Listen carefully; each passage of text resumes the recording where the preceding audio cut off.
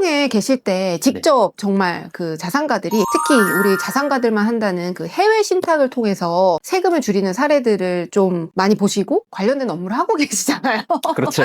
그거 얘기 좀 한번 해주세요. 네네. 어떤 식으로 자산가들이 네. 이 해외 신탁을 통해서 이렇게 자산을 좀 세이브하고 있는지. 네네. 그러니까 아마 예전에 그때 제가 홍콩 파견 갔을 때 아주 큰 기업 자녀분인가가 아마 1,000억 정도를 신탁에 이제 관리를 하고 있다. 정보가 그 입수됐던 정보를 입수했는데 물론 이제 그때 당시는 이제 지금처럼 이제 올해부터는 이제 국외 신탁 제출 명세서 의무가 생겼잖아요. 네. 물론 그전에도 금융정보 교환 때문에 이제 서로 왔다 갔다 하긴 했지만 사실 신탁까지는 굉장히 제한적이었거든요. 근데 여러 가지 이제 루트로 이제 알아봤지만 안 된다.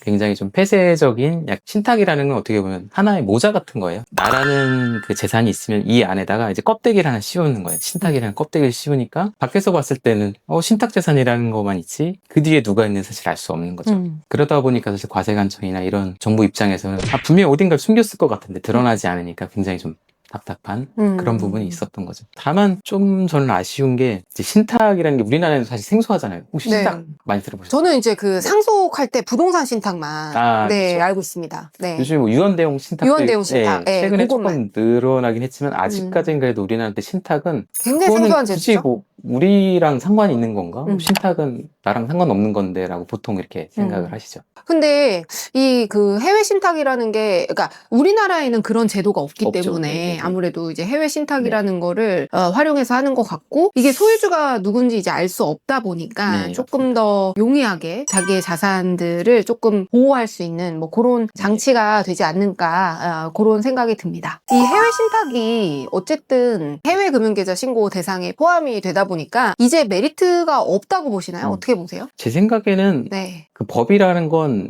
이제 규정이 생겼으면 그 룰을 따르면 되지 않나 이렇게 생각하시면 될 것 같아요. 그 농구를 열심히 하고 있는데 규칙이라는 게 있지 않습니까? 네. 그 농구 규칙을 어기면 안 되죠. 하지만 안 보이는 데서 이렇게 하는 사람들도 있잖아요. 네. 그러니까 저는 이제 법을 어기지는 말라. 규칙은 최대한 지키지만 그 규칙 내에서 내가 할 수 있는 부분들이 충분히 있으니까 그거를 좀 활용하시면 어떨까 이런 것도 있을 것 같아요. 내가 어떤 걸 내 이름으로 취득하게 되면 이게 대외적으로 다 노출이 되잖아요. 뭐 연예인이라든가 셀러브레이티든가 이런 사람들은 유명 연예인 누군가가 이걸 샀대 약간 이런 것도 사실 있거든요. 맞아요. 사실은 단순히 세금의 문제만은 아닌 거예요. 나라는 걸 실체를 드러내지 않는 어떤 그 형태의 다른 것이 필요할 수도 있고 그리고 이제 해외 같은 경우에는 이제 이런 신탁을 통해서 가문이 사실은 승계되는 그런 구조를 하거든요. 저는 이제 그 신탁을 통해서 패밀리 오피스처럼 어떤 자산을 형태의 도구로서 쓰셨으면 좋겠지 이거를 무조건 탈세를 저는 이렇게 추천드리는 건 아니에요. 그러니까요. 네. 이게 또 5억이 어쨌든 안 넘어가면 보고할 의무는 없는 거고 이제 5억이 넘어가야 보고 대상이 되는 거잖아요. 그거는 이제 해외 금융계좌 해외 금융계좌 신고되는 5억이고요. 해외 신탁 명세서 제출 의무가 이제 2025년 1월 1일 이후 보유분부터는 이제 금액에 상관없이 보고입니까? 올해 6월까지 이제 보고하는 제도가 생겼죠. 그래서 이제 힘들어졌네요. 네. 근데 사실 그 해외 신탁을 통해서 운용을 하시다 보면 결국에는 이제 누구에게 수익자가 될 거냐, 수익자 지정이라든지 이런 것들을 좀 편리하게 할 수 있다 보니까 제가 상속세 신고를 해봐도 그렇지만 뭐 증여세 신고라든가 뭐 상속세 신고를 할 때 명의를 이전하는 절차가 굉장히 복잡하잖아요. 근데 이런 신탁을 활용해서 자산가분들은 이제 쉽게 수익자 지정도 하고 그리고 또 운용 측면에서도 약간 이제 국내 원화만 두는 것보다는 이렇게 달러를 같이 가지고 계심으로써 원화의 어떤 리스크도 해지할 수 있고 그런 장점이 있는 것 같아요. 그래서 장기적으로는 당장 이민을 떠나지 않는다고 하더라도 자산 이전 계획이 있는 그런 분들은 조금 자산들을 분산하는 측면으로 그렇게 이제 해두시면 좋을 것 같습니다.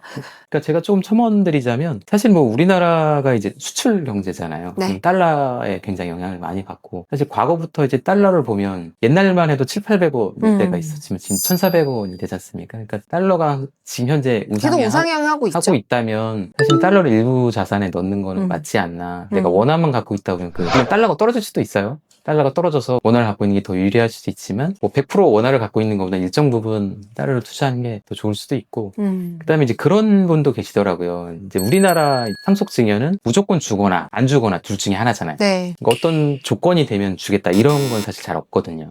그러니까 지금 현재 이전을 명의 이전을 하거나 아니면 죽고 나서 이전하거나 약간 이런 건데 그런 분도 계시더라고요. 이 아이가 이 재산을 지킬 역량이 없다.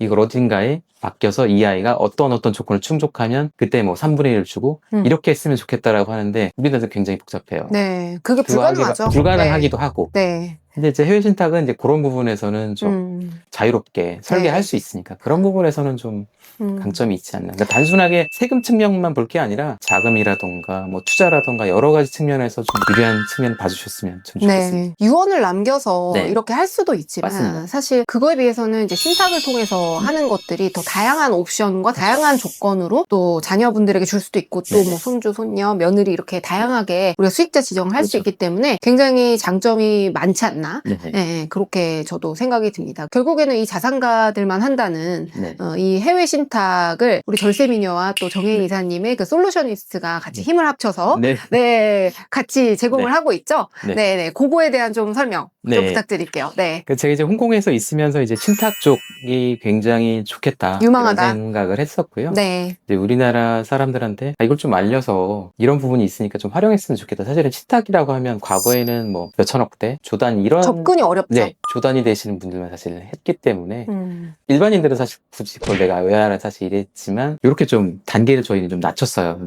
진입할 수 있는 좀 단계도 낮추고 좀 절차도 간소화하고 좀 경량화해서 좀 쓸 수 있게 좀 만들어 드렸거든요. 많은 분들이 이런 제도를 활용하실 수 있도록 저희가 또 이렇게 구조를 짰고 뭐 아무래도 예전에는 상속세나 증여세를 내는 분들 자체가 거의 많지 않았지만 지금은 굉장히 이제 보편화되었잖아요. 상속세나 증여세가 좀 보편화되었고 하다 보니까 이런 해외 신탁 제도도 함께 활용을 해서 또 증여를 하는 데 있어서 좀 같이 활용하시면 좋을 것 같고 저희가 이제 콜라보를 통해서 이제 해외 신탁 계좌 개설부터 그리고 이민할 때 발생하는 국외 전출세나 거주자에 대한 판정 문제 이런 것들을 같이 검토를 해서 완벽하게 자산 이전을 할 수 있도록 그런 서비스를 제공해 드리고 있고 저희가 제공하는 서비스는 뭐 홍콩, 싱가포르, 두바이, 뭐 미국 원하는 국가에 따라서 다양한 서비스를 제공해 드릴 수 있는 부분이 굉장히 장점이고 또 특히 우리 국세청 출신의 그래서 추후에 이제 국세청 분들하고 뭔가 분쟁의 여지나 이런 것들 애매한 판단이 드는 것들은 또 이사님께서 현명하게 판단해서 어떤 가이드를 주실 거기 때문에 그런 거에 대한 좀 컨설팅에 저희가 특화되어 있지 않나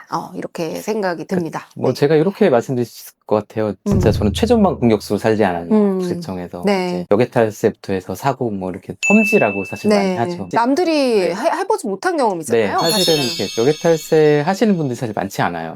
한 100명도 채 안 되실 거예요. 아마. 10년 해봐야 사실 1000명밖에 안 되시는 거잖아요. 이제 그 중에서도 해외 파견 나가시면 더 적어요. 그리고 10분의 1, 뭐 20분의 1도 안 되시니까. 해외 파견을 하셔서 직접 경험을 하셨고. 그런 것도 있고요. 그런 거에 굉장히 가능점이 있다고 물론 저는 이제 뭐 여러 가지 이제 활동이 있지만 뭐 이제 대회비 때문에 공개할 수 없는데 직접 상담 오시면 저희가 대회비로 말씀드릴 수 없는 부분을 말씀드릴 것 같습니다. 하지만 이제 그런 거죠. 저희가 이제 어떤 부분에서 리스크가 있고 어떤 부분에 노출이 되고 어떤 부분에 위험이 이런 부분들은 저희가 짚어드릴 수 있으니까 그런 부분에서는 저희가 좀 강점이 있지 않나 그렇게 생각하고 있습니다. 우리가 많은 곳에 이제 신탁, 미국에도 신탁이 있을 거고 싱가포르 신탁도 있을 거고 홍콩 신탁도 있고 뭐 다양한 나라의 신탁이 있을 건데 왜 홍콩 신탁이냐 이렇게 많이 문의를 주시거든요. 좀 찜찜하다. 그거부터 얘기를 드릴 것 같아요. 사람들이 홍콩 하면 제일 먼저 묻는 질문이 중국에 잡혀가는 거 아니냐? 맞습니다. 그게 못 찾는 거 아니야? 그게 제일 많이 하세요. 그래서 제가 회계사님한테 오히려 반대로 질문 드릴게요. 혹시 북한 때문에 걱정해 보신 적 있어요?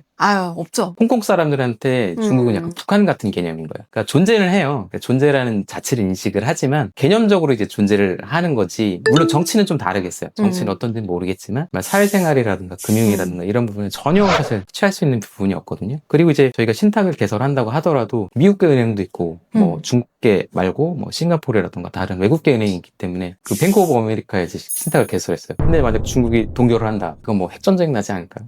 만약 미국 은행을 중국이 동결을 한다고 쉽지는 않을 거라고 보고요. 아까 말씀하셨던 대로 신탁은 굉장히 많습니다. 미국에도 신탁이 있고 싱가포르는 이제 VCC라고 해서 그 펀드 같은 이제 그런 형태가 있고요. 싱가포르에 신탁이 있고 세 가지 뭐 다른 나라도 있지만 크게 세 가지로 좀 말씀드려보면 싱가포르는 설립비용이라고 하죠. 그 설립비용 자체가 한 2, 3억 정도 일단 들고 2, 3억이나 드는군요. 근데 그게 끝이 아니라 일단 싱가포르 사람 한 명을 써야 됩니다. 그다음에 거기 이제 각종 회계감사라든가 이런 비용들 매년 유지비용이 어마어마하게 들어가죠. 그리고 초반에 넣어야 되는 어떤 최소 예치 금액 자체도 굉장히 큽니다. 그렇기 때문에 저는 이제 VCC는 한 1000억 이상 일대 효율적이다. 네, 그때는 효율적이시고 1,000억 미만이라고 하시면 제 생각에는 그것 때문에 유지 수수료가 너무 많이 나가니까 그거 좀 비효율적. 그리고 홍콩 신탁이 굉장히 오래됐잖아요. 그 역사가 굉장히 오래됐고. 과거 영국부터 계속 했던 거고, 다만 이제 미국이랑 이제 어떤 차이가, 미국도 사실은 홍콩보다는 유지 비용이 더 높아요. 이렇게 생각하시면 변호사 비용이 미국이 훨씬 한 10배 정도 비싸다. 그렇군요. 그러니까 신탁이라는 건 원래는 그거였어요. 신탁은 변호사가 뭘 써주는 거예요. 변호사가 이 사람 재산을 누구한테 줍니다. 변호사가 썼던 게 사실 신탁인 거예요. 사실 신탁이 뭐 어떤 기관이 있었던 건 아니고 지금 그거를 이제 기관이 대행을 해주는 거죠. 기관이 대행을 해주면서 계좌라든가 이런 부분까지 이제 서포트를 해주니까 이제 그런 부분이 된 거고, 미국은 정확하게 내 재산을 누구한테 주겠다 요거만 돼 있는 거거든요. 그러니까 저희가 이제 하려고 하는 건 이걸 통해서 투자를 하거나 어떤 관리를 하고 싶어서 하는 건데 미국은 그런 부분이 조금 적지 않나 저희가 봤을 때. 홍콩은 좀 유지비도 적으면서 그런 이제 자산이라던가 금융자산까지 관리할 수 있는 그런 좀 특징이 있으니까 그런 부분에서는 좀 낫다고 좀 보고 있습니다. 네. 오래된 아무래도 그 역사를 또 가지고 있고 전에 또 말씀 주셨던 것 중에 하나가 홍콩 신탁은 굉장히 탄탄하고 좀 쉽게 오픈이 되지 않는 굉장히 안전한 그런 제도라서 많이 이제 활용이 되어 왔다고 이제 말씀을 주셔서 그렇게 이제 알고 있습니다. 그래서 세금 때문에 좀 고민을 하고 계시는 분들, 또 자산 이전이나 이런 것들에 대한 좀 고민이 있으신 분들은 전문가와 함께 하시면 안전한 원하시는 서비스를 제공받을 수 있으니까요. 저희 정혜인 이사님과 함께 또 상담 원하시는 분들은 댓글에 있는 링크로 연락 주시면 저희가 상담 방법이나 이런 것들을 안내해 드리도록 하겠습니다. 오늘 나와주셔서 너무 감사합니다. 네, 감사합니다. 네, 감사합니다.